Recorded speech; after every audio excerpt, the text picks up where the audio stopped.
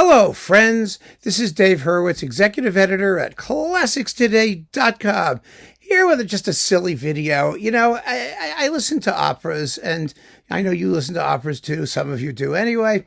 And, you know, the plots are ridiculous, and the characters are absurd, and the music is glorious, and we don't care. But sometimes I just come up with things that I wish the composers would have done, just for fun. You know, scenes that don't really exist, but I wish they did.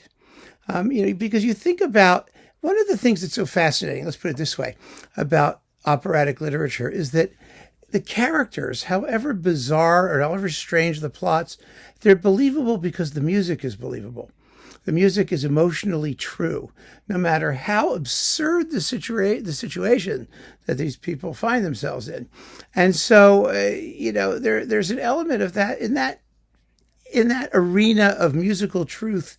These characters take on a life of their own, and you sort of wonder what the backstory might be, what they were doing in their spare time. Did they have hobbies? How do these people even exist? When do they go to the bathroom? That sort of stuff. So I have here 3 exemplars of just absolutely random thoughts that flitted through my demented brain. And I want to share with you because I just thought they were amusing, and maybe you have some too from operas that you particularly like, where you just wish you could find out some tawdry detail about these people's lives before they all kill each other or whatever craziness happens. For example, Salomé. Well, we all know what happens with Salomé, right? Oh, wow. There goes the light. Was that you, Mildred? I think it was Mildred. Anyway, we'll just keep going. You all wonder what happens. We all know what happens to Salomé, right? She gets the head of John the Baptist, and she gets crushed to death. It's all so sad.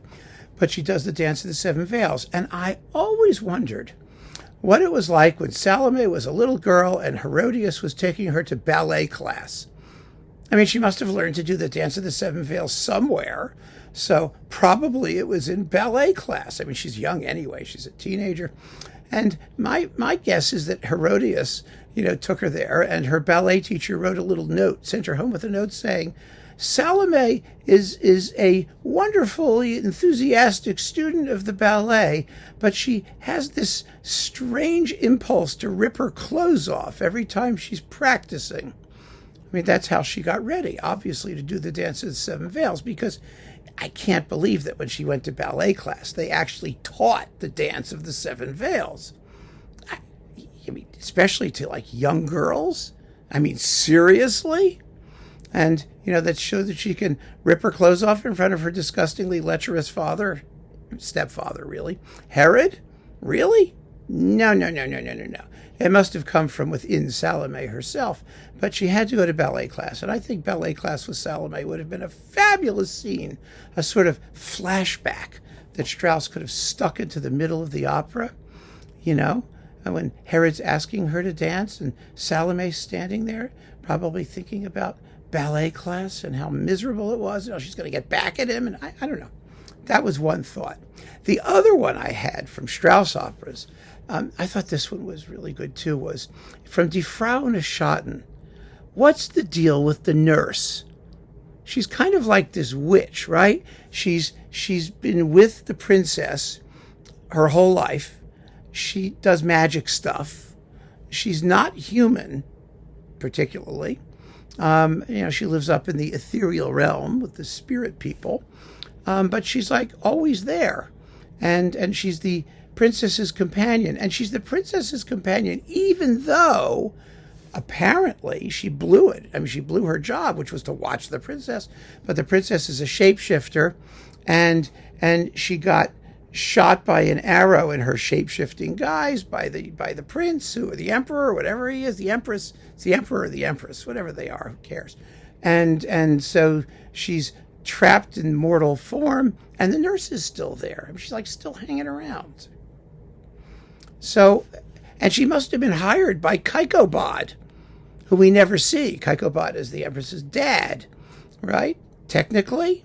So I just can imagine. I think what we needed from Strauss and didn't get in Die Frau and Schatten was the nurse's job interview. Like that first scene in Mary Poppins where all the nannies are lined up and then they all blow away and Mary Poppins comes floating in under her umbrella. I think the nurse needed an entrance like that originally. She probably answered the ad on Craigslist.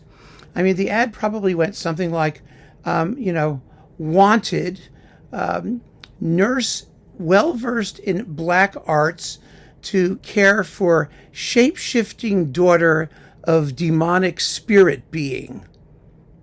That's probably how the ad ran. And she typed up her resume, the nurse did, qualifications: ability to sing incredibly awkward intervals at high volume for several hours at a time, because it's probably the most ungrateful mezzo role in like all of opera. It's just impossible to sing, and so she got her curriculum vitae and went to get interviewed by Keikobad. Well, we all know how that went, don't we? But still, that would have been an enjoyable scene. Maybe Keikobad is the fountain of life or whatever he is. We know he goes, bum, bum, bum. That's his leitmotif. Keikobad. And, she has to be able to say, wird zur Stein. She has to do that, too. But, wow, wouldn't that be fun, Because then we would know exactly what's going on with the nurse and how she got where she got. And it was always she has some sort of affection for the Empress. The Empress likes her. It's a very strange relationship. And I just think we need the backstory filled in. But my favorite, the one that I really, really want to see, the one that I was hoping would get composed, comes from Pélias et Mélisande. Now, Pélias et Mélisande by Debussy it's one of those operas that everybody makes fun of because it's just so vaporous.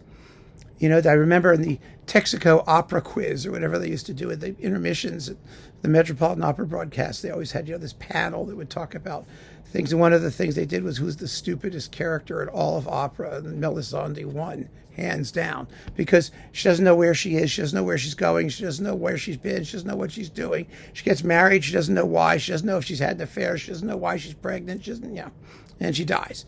And we need to flesh this out a little bit.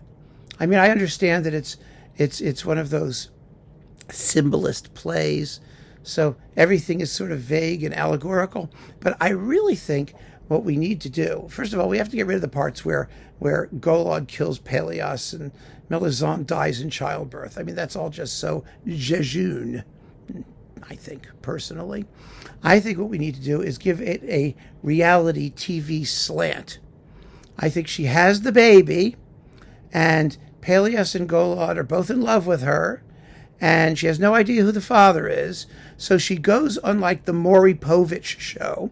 For those of you who don't know who Maury Povich is, he's one of those reality TV guys who does paternity tests on television. And that's what has to happen. She goes on Maury Povich, and she hauls both of these guys in to see who is really the father of Mélisande's daughter.